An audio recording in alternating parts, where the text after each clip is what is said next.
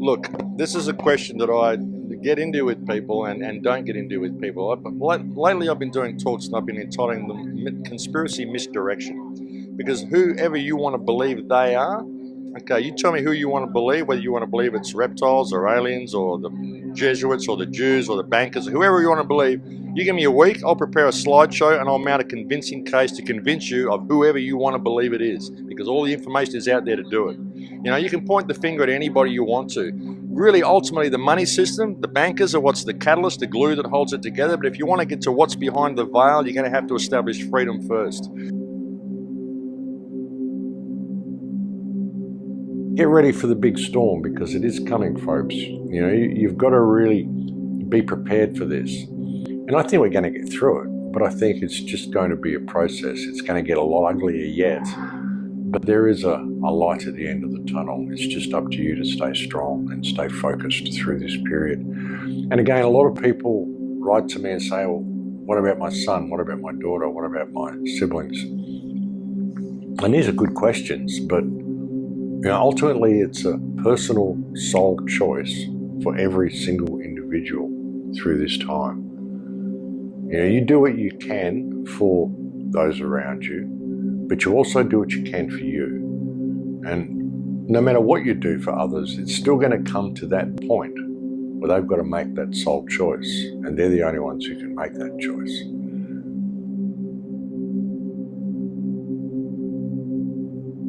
The system they're creating is a level of dystopia and evil. There's no way we will survive within this system. So therefore, I mean, the system needs human life in order to function. So eventually it's going to implode anyway.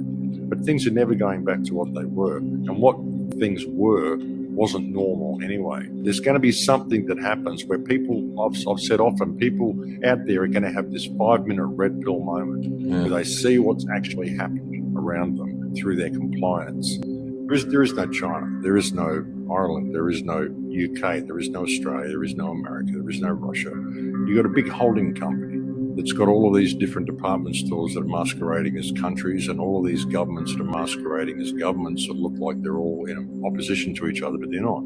They're running a people farm, they're running a singular system. They've been incubating this social credit system and this style of mass surveillance in China, and they found out how to get it working.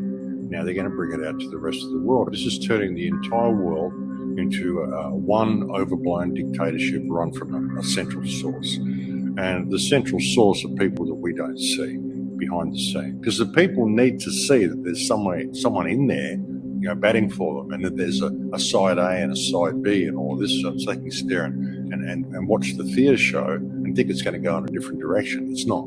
It's going to continue going in the same direction no matter who gets in there, because they all work together and it's just one big puppet show. You know, so that's the way people have got to look at it. You know, what exists on this earth here is you know, a system of like I said, it's a holding company. It's a holding company. And I don't think that we ever even had a system like this when you start looking back at Tartara and all the other stuff.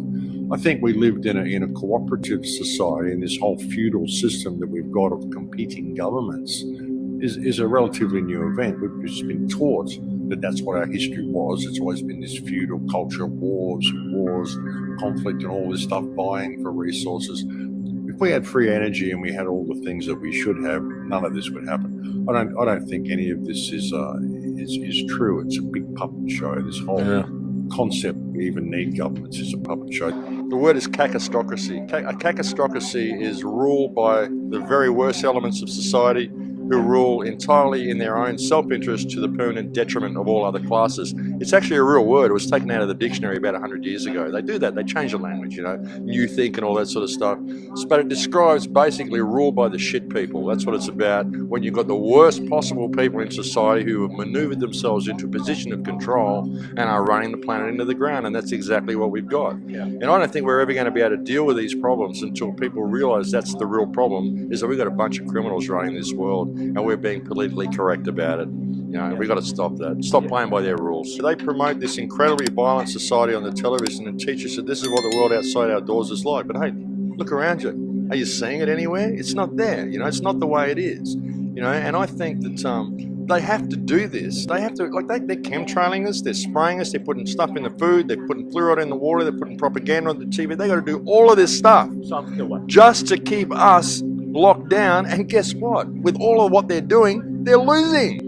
They're losing, and the world's waking up anyway. The awakening is exponential now.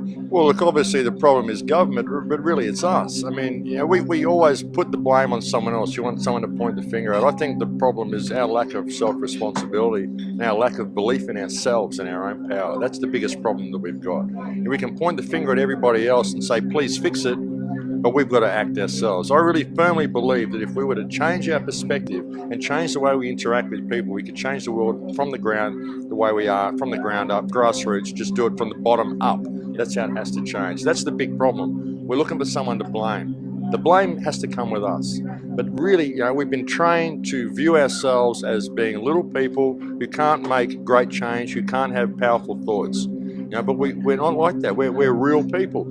I always say that anything that we see in the world today, every problem that we've got, every good thing that humanity's ever done, every bad thing humanity's ever done, has been the result of a thought that somebody had, a spark of thought in their mind that they shared with someone else. It resonated and it became reality for everybody else. But we've been trained to believe that we can't have those great thoughts. We're just little people. But there's no such thing as little people. Everybody can have these great thoughts. All there exists is just people. Government is just people. It's just guys we employ to manage things for us. They're all abusing their office, and we think they need to change it. They're the ones who fucked it up. They're not going to change it. We have to change what we believe we are. That's the biggest problem we got. So this is a time when everybody needs to find their own personal strength, their own personal individuality, and to believe in themselves. To realize, sure, we're all one, we're all connected, but at the same time, we are completely alone. We're completely individual. It's a separate experience for each one of us, So you've got to be prepared for that. I do what I can to help people around me and to help others. That's why I do this. That's why I do what I do, just to try to help the world wake up to themselves. But ultimately, when it comes to that moment, it's my choice. It's my sole choice. And no matter what information I've imparted to other people, when it comes to that moment, it's their sole choice. I can't make that decision for them. You can only help people so far.